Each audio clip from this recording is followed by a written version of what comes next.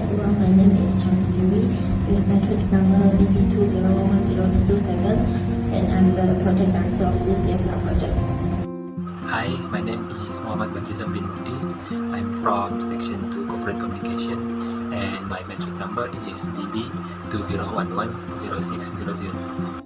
Hello everyone, my name is Ben Shi with metric number BB20110376 and my position is the treasurer. Hi, my name is Karina binti Mahali. My matrix number is BB20110119. Hi, my name is Kultum binti Demi. My metric number is BB20110862 and I'm from Unit Publicity.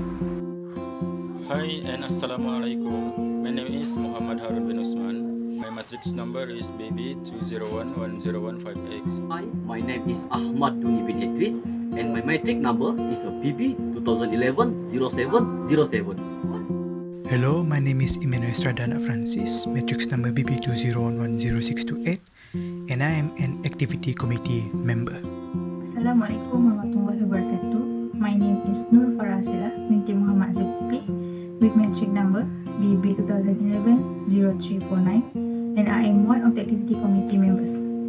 According to World Health Organization, coronavirus disease or Covid-19 is an infectious disease caused by a newly discovered coronavirus. This virus spreads through droplets of saliva or discharge from the nose when an infected person coughs or sneezes. People infected mostly experience mild to moderate respiratory illness and recover without requiring special treatment. However, those with serious medical problems, for example cardiovascular disease, diabetes and others, are more likely to develop serious illness. Vaccine is a form of biological agent that contains weakened forms of germs and usually are given by injections. According to the World Health Organization, vaccinations is a simple and effective way of protecting people against harmful disease. In general, vaccine uses our body's natural defenses to build resistance to infections and makes our immune system stronger by creating antibodies. Our project objectives. In this CSR project, we would like to share some information about vaccine to the society. Also, we aim to further build up our concerns in terms of corporate social responsibility and consequently raise the awareness among Malaysians towards the COVID-19 vaccination. List of COVID-19 vaccine that have been developed: AstraZeneca, Pfizer, Sputnik, Sinovac. Hi everyone, I'm going to talk about the function of COVID-19 vaccine. All vaccines work through the same underlying principle, which is by producing an immune response similar to that triggered when infected by the real disease-causing pathogen. To understand how COVID-19 vaccine works, it helps to first look at how our bodies fight illness. When germs such as the virus that causes COVID-19 invade our bodies, they attack and multiply. Vaccine work by training and preparing the body's natural defenses, which is the immune system, to recognize and fight off the viruses and bacteria they target. After vaccination, if the body is later exposed to those disease-causing germs, the body is immediately ready to destroy them and preventing illness. Based on what we know about vaccine for other diseases and early data from clinical trials, experts believe that getting a COVID-19 vaccine also helps keep you from getting seriously ill even if you do get COVID-19. Getting vaccinated yourself may also protect people around you, particularly people at increased risk for severe illness from COVID-19. After you are fully vaccinated for COVID-19, you may be able to start doing something that you stopped doing because of the pandemic. For example, you can gather indoors without masks with other people who are fully vaccinated. COVID-19 vaccination will be an important tool to help to stop the pandemic. Wearing masks and staying 6 feet apart from others help reduce your chance of being exposed to the virus or spreading it to others. But these measures are not enough. Vaccine will work with your immune system, so it will be ready to fight the virus if you are. Stopping a pandemic requires using all the tools we have available. As experts learn more about how COVID-19 vaccination may help reduce spread of the virus that causes COVID-19, CDC will continue to update its recommendation to produce communities using the latest science. COVID-19 vaccination are safe and effective. In a conclusion, there are many functions of the COVID-19 vaccination.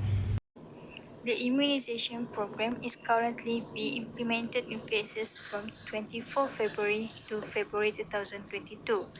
In Phase 1, it will take place from February to April 2021, consisting 500,000 frontliners. The priority for Group First are frontliners comprising of public and private healthcare personnel, and the second priority group are frontliners consisting of essential services, defense, and security personnel. In Phase 2, it will take place from April to August 2021, comprising 9.4 million people in high-risk groups.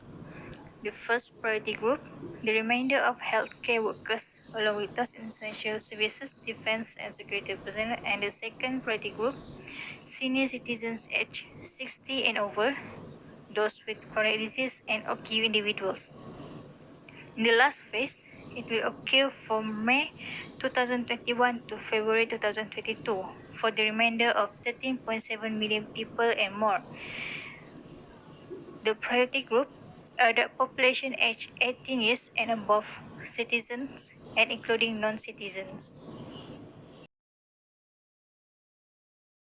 The government trying to focus on risky areas such as the interior, densely population area, and always experiencing power outage as well as a traffic problem. However, the government is also working to distribute the vaccine throughout Malaysia in a stage. Who will take the vaccine in Malaysia? Children, senior citizen aged 65 and over, patient with chronic disease, patient with low immunity, pregnant woman. Hello everyone, we are from Group 18 and we are doing survey about the COVID-19 vaccination, and our survey contains two parts, which is part A, demographic respondent info, and part B is COVID-19 vaccination survey questions. Altogether we have 16 questions. And okay, for now, let's start with question 1. The first question is gender. In our survey results, there are 3 categories of gender. They are male, female, and prefer not to say. Out of the total respondents, a total of 40 respondents were male, equivalent to 30.10% of the total number of respondents. For females, these respondents recorded the highest number of 89 people, which is equivalent to 66.90% of the total respondents. For prefer not to say, this category is only got 4 people, which is 3% of the total number of respondents. The second question is group age. Through the results of our survey we have done, there are 7 group ages. Firstly is under 18 years old, secondly is 18 to 24 years old, thirdly is 25 to 34 years old, fourth is 35 to 44 years old, fifth is 45 to 54 years old, sixth is 55 to 64 years old, and the last is 64 years and above. For the group age 18 to 24 years old, this group age recorded the highest number of respondents, which was 118 respondents, equivalent to 88.70% of the total number of respondents. The third group age is 25 to 34 years old. For this group, there are a total of 7 respondents, and it is equivalent to 5.3% of the total respondents. For the fourth and fifth group age, the age range is from 35 to 44 years old and also 45 to 54 years old. These two group ages each had only 1 respondent, which is equivalent to 0.80% of the total respondents, as well as the age group of 55 to 64 years old and 64 years old and above. These two group ages also recorded the same number of respondents, but the number is 0, and so is the percentage. And now we move to question number 3, that is state. The state are Johor, Kedah, Kelantan, Melaka, Negeri Sembilan, Pahang, Pulau Pinang, Perak, Perlis, Sabah, Sarawak, Selangor, and Terengganu. Out of 133 respondents, there are 5 states, that is Johor, Kedah, Kelantan, Pahang, and Pulau Pinang, that have 2 respondents each, and the percentage also the same, that is 1.50%. Next, there are 4 states, that is Malacca, Negeri Sembilan, Perak, and Perlis, that each of these states only got 1 respondent, that is equivalent to 0.80%. For Sabah, this is the highest state that most of the respondents were from, that is 85 respondents and equal to 63.90%. And then for Sarawak, there are 26 respondents, equal to 19.50%. Selangor got 8 respondents, that equal to 6%, and there are no respondents from Terengganu. For the fourth question, this question is about the race of ethnicity. For our survey, we have prepared Malay, Chinese, Indian, Native Sabah, Native Sarawak, and other. The other race is Bugis and Sungai. The first is Malay. There were 27 responses for this race and equal to 20.30%. Second is Chinese, and after this survey, we got 13 respondents who were Chinese people and equivalent to 9.80%. For Native Sabah, this is the highest response that we got, that have 58 respondents and equivalent to 43.60%. We also have Native Sarawak that have 25 response and it is equal to 18.90%. Next, we move for the other race of ethnicity. The first is Bugis that have 3 respondents and equivalent to 2.30%. And secondly, we got Sungai that have 2 respondents and equivalent to 1.50%. And now for question 5. This is the last demographic question. And our group had lists 7 types of employment status, which is employed, unemployed, self-employed, frontliner, lecturer, student, and lastly retired. From this list, there are 7 people out of 133 who are employed no matter government or private sector, and equal to 5.30%. Also for the unemployed, our group got 4 people that equal to 3% from the whole respondent. After that, for the self-employed and retired, our group had 3 respondents each for this employment status, which is 2.30% from the whole percentage. Next, for the respondent who worked as a frontliner, our group had 1 respondent who worked as this occupation that equal only 0.80%. There are no respondents who work as lecturer. And for the last, most of our respondents are students, no matter still learning university, secondary school, or any educational institute. There are 115 respondents that equivalent to 86.50%. And now we move to question 6. Question 6 is, do you plan to get COVID-19 vaccine when it is available? Our team has prepared 4 responses. Firstly is yes, we would get it as soon as possible. Number 2 is yes, but plan to wait to get it. Number 3 is no. Number 4 is not sure. For first response, there are 46 respondents that choose this answer, that is equivalent to 34.60% of the total number of respondents. And for second answer, there are 54 respondents that choose it, and it is equivalent to 40.60%. And for no, there are only 8 respondents, which is 6% of the total number of respondents. And for not sure, there are only 25 respondents that choose it, and it is equivalent to 18.80%. Question 7 is about the COVID-19 vaccination status. There are 5 status, that is registered, not yet registered, already took the first dose, complete vaccination, and don't want to take it. After our survey, there are 74 of our respondents that had registered to the COVID-19 vaccine, and it is equivalent to 55.60% from the total number of our respondents. And for not yet registered, there are only 57 people, and there are no people who already took the first dose. And for complete vaccination and don't want to take the vaccine, each of it only have 1 respondent. And now we move to question 8. Question 8 is being vaccinated important and useful? After our survey, we have 85 respondents who say being vaccinated is important and useful. There are only 2% answered no, and 46 people of our respondents answer maybe. And for question 9, do you afraid being vaccinated because of the bad news about COVID-19 vaccine? There are 3 option answer 2, that is yes, no, and maybe. For yes, there are 40 respondents that choose this answer, that is equivalent to 30.10% of our total respondent. And for no, there are 53 respondents who said that they are afraid with the COVID-19 vaccine, and this is equivalent to 39.80% from our total respondent. And for maybe, there are 40 respondents too, that is same with the yes, and also it is equivalent to 30.10%. For question 10 is COVID-19 vaccine benefits larger than its risks? There are 5 answers. Firstly is strongly disagree, number 2 is disagree, number 3 is neutral, number 4 is agree, and number 5 is strongly agree.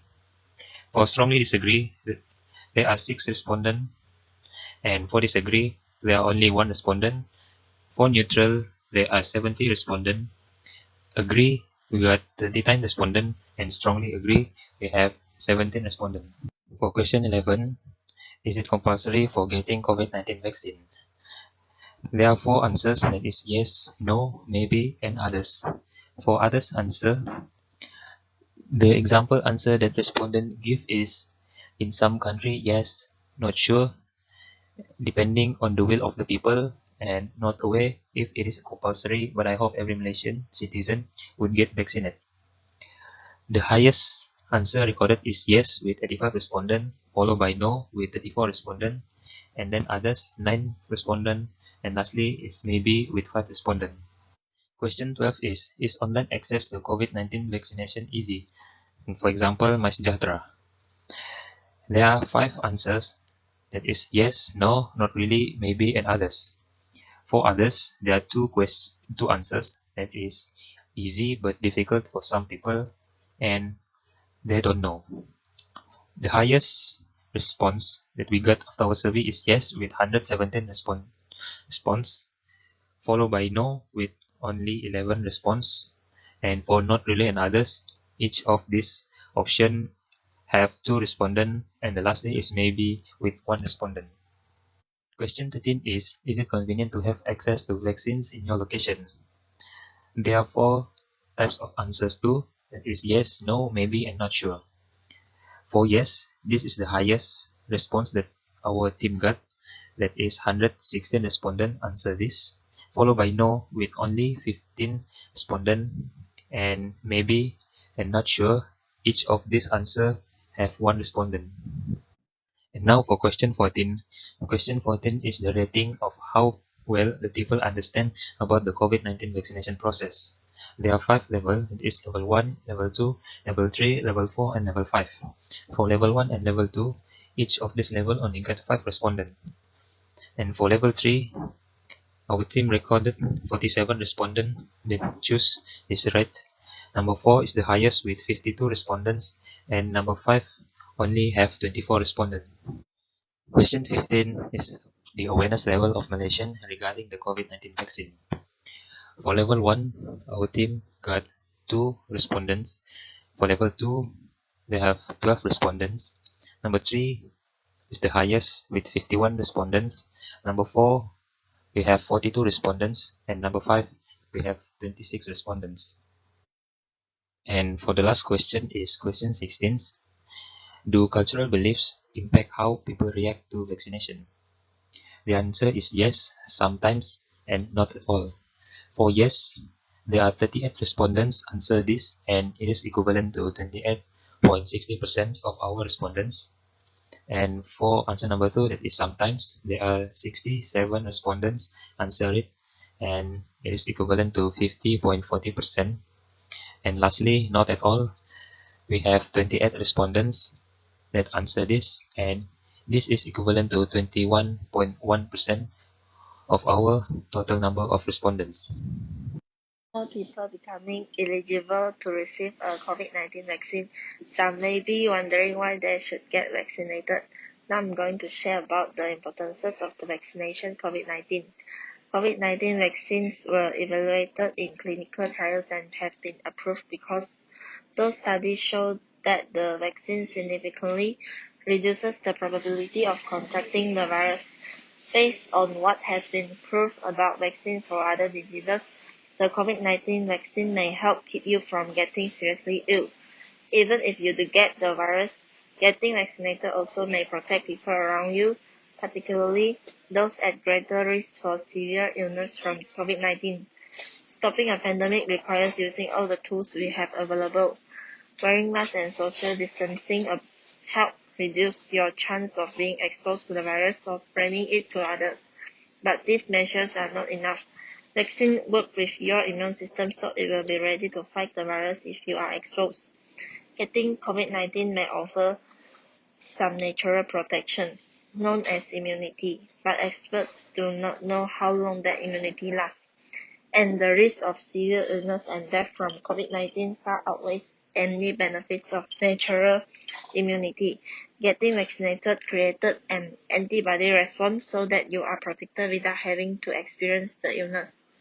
Both natural immunity and immunity produced by a vaccine are important aspects of COVID-19 that experts are investigating.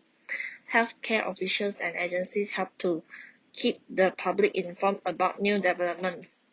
COVID-19 vaccines were evaluated in clinical trials have been approved because the study showed the vaccinated significantly reduced the probability of contracting the virus. COVID-19 have serious life-threatening complications, and there is no way to know how COVID-19 will affect you. And if you get sick, you could spread the disease to friends, family, and others around you. Immunizing ourselves and our children against infection diseases today is an invaluable gift to future generations. Suppressing disease in the present will allow people in the future to live longer and healthier lives. So, in a conclusion, it's important for us to get vaccinated. All medicines, including vaccines, have its potential side effects. In most cases, side effects from COVID-19 vaccines are mild. These side effects may affect your ability to do daily activities, but they should go away in a few days. These are the common possible side effects include pain, swelling, headache, redness, chill, vomiting, muscle pain, fever. The vaccine may be associated with very rare cases of blood clots. If symptoms such as those of clotting problems occurs, patients should seek immediate medical attention and inform healthcare professionals of their recent vaccinations. Also, do not forget that you may have some side effects, which are normal signs that your body is building protections, whereas some people have no side effects. In conclusion, the COVID-19 pandemic nowadays is bringing vaccinations continues to be more important. Throughout this video, wishing that it generates you a better idea and acknowledgement of COVID-19 vaccines. We sincerely hope that everyone should always follow SOP, no matter you have been vaccinated or not, and yet looking forward to a better society indeed.